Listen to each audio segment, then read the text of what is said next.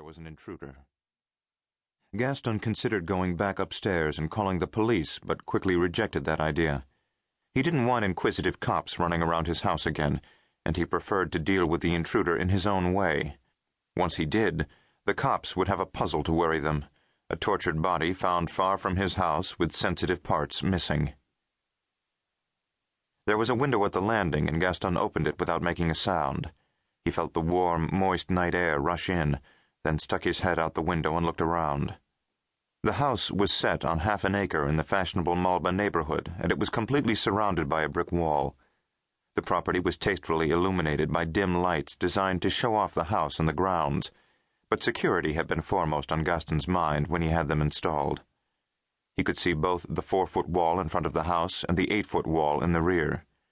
The electric driveway gate was closed, and nothing he could see appeared suspicious. Both the front and rear yards were crisscrossed by hidden infrared motion detectors that should have alerted his bodyguard Carlos to the presence of any intruder. He saw no sign of Carlos outside, so he focused on the garage.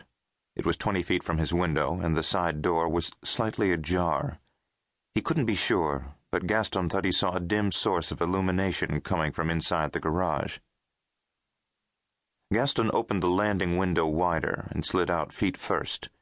It was a 15-foot drop, and the ground stung his feet when he landed, but he ignored the pain as he rolled once, then sprang to his feet in a crouch with his pistol aimed at the garage door as he advanced toward it. He pressed himself flat against the garage wall and took a quick look to his left and right. He had a better view of the front and rear yards from his new position, but still saw no sign of the intruder.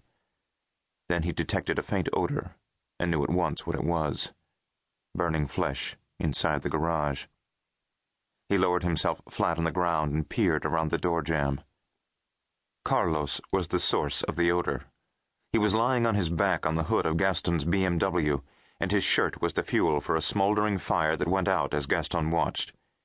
He strained his eyes as he searched the dark recesses of the garage.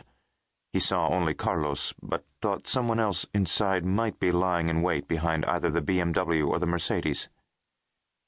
Gaston would have preferred a more cautious approach, but he didn't have the time. He stood up and entered, hugging the wall with his pistol held ready. It took him another minute to determine there was no longer a threat, and then he examined Carlos's body with anger welling up inside him. People would pay dearly for this, he promised himself. Carlos had been more than just a trusted, faithful bodyguard. He was the closest thing to a friend Gaston had ever had.